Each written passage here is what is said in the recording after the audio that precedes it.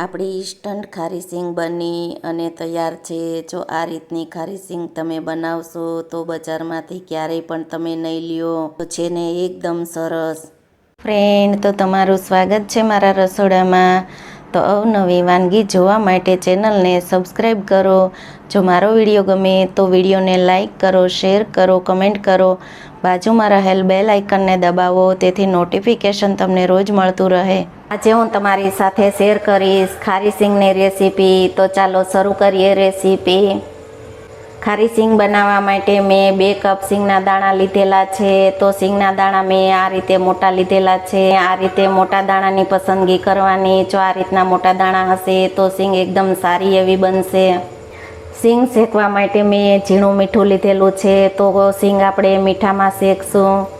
2 ચમચી મેં ભૂતળો લીધેલો છે। તો ભૂતળાને આપણે પીસી અને તેનો પાવડર તૈયાર કરી લેશું। સિંગના દાણાને આપણે ગરમ પાણીમાં 1 થી 2 મિનિટ માટે પલાળી દેશું। ગરમ થઈ ગયું છે તો સિંગના દાણાને આપણે એડ કરી અને ગેસને બંધ કરી દેશું। સિંગના દાણાને 1 મિનિટ ગરમ પાણીમાં રાખવાના। જો વધારે નહીં રાખવાના, વધારે રાખશો તો દાણા પોચા થઈ જશે તો સિંગ સારી નહીં બને। તેના માટે આપણે 1 મિનિટ જ ગરમ પાણીમાં રાખી અને તેને આપણે પાણી કાઢી લેશું। 1 મિનિટ થઈ ગઈ છે, તમે જુઓ છો કે દાણાનો કલર આપણે બદલી ગયો છે તો અને પાણી લાલ એકદમ થઈ ગયું છે। તો હવે તેને આપણે કાઢી લેશું। તો આપણે સિંગ દાણામાંથી પાણીને આ રીતે આપણે કાઢી લેશું। મીઠું એડ કરી અને 1 થી 2 મિનિટ આપણે તેમાં રહેવા દેશું। તો આપણે સ્વાદ પ્રમાણે મીઠું એડ કરશું। આપણે મીઠું મિક્સ કરી અને 1 થી 2 મિનિટ આપણે દાણાને રહેવા દેશું। 2 મિનિટ જેવું થઈ ગયું છે। ઇન્સ્ટન્ટ ખારી સિંગ માટે આપણે દાણામાંથી પાણી કાઢી અને તેને પોળા નથી કરવાના, નથી તડકે સૂકવવાના કે નથી પંખા નીચે સૂકવવાના। તો આપણે આ 2 ચમચી ભૂતળો લીધેલો હતો તેને પીસી અને તેનો પાવડર કરી લીધો છે અને આપણે મીઠામાં એડ કરી દેશું। ત્યાર પછી સિંગના દાણા એડ કરશું। પાવડર છે તેને આપણે મીઠામાં જ એડ કરી દેશું। મીઠાને પહેલા આપણે સારી રીતે મિક્સ કરી લેશું। આપણે દાણાને એડ કરી દેશું અને આપણે એડ કરી અને મીડિયમ ગેસની ફ્લેમ ઉપર આપણે તેને શેકાવા દેશું।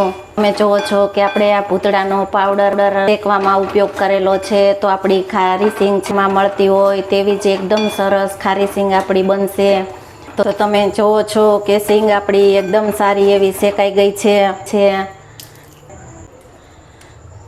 તો ઉપરથી દાણા શેકવામાં જરાય બળવા ન જોઈએ અને અંદરથી સિંગના દાણા એકદમ સારા એવા શેકાઈ ગયા છે। તમે જોઈ શકો છો કે આપણી સિંગ એકદમ પરફેક્ટ રીતે શેકાઈ અને તૈયાર થઈ ગઈ છે। તો ઉપરથી જરાય સિંગના ફોતરા બળવા ન જોઈએ અને અંદરથી સિંગના દાણા એકદમ સારી રીતે શેકાઈ જાય। તમે જુઓ છો કે આ રીતના દાણા અંદરથી શેકાઈ જવા જોઈએ અને ફોતરું ઉપર જરાય બળવું ન જોઈએ। તો એકદમ છે ને બજાર જેવી જ ખારી સિંગ બની અને તૈયાર। ખારી સિંગ આપણે 15 મિનિટમાં પરફેક્ટ રીતે શેકાય અને તૈયાર થઈ ગઈ છે। તો ખારી સિંગ બનાવવામાં આપણે 15 મિનિટ લાગી છે। તો 15 મિનિટમાં આપણે ખારી સિંગ એકદમ સારી એવી બની અને તૈયાર થઈ ગઈ છે।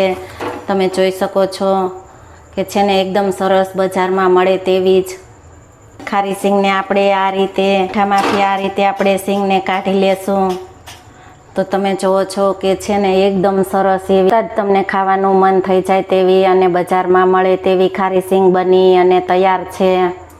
તો તમે જુઓ છો કે આપણી ઇન્સ્ટન્ટ ખારી સિંગ બની અને તૈયાર છે। તો તમને જોતાં જ ખાવાનું મન થઈ જાય તેવી। જો તમને રેસીપી ગમે તો વિડીયોને લાઈક કરો, શેર કરો, કમેન્ટ કરો। બાજુમાં રહેલ બેલ આઇકન દબાવો, તેથી નોટિફિકેશન તમને રોજ મળતું રહે।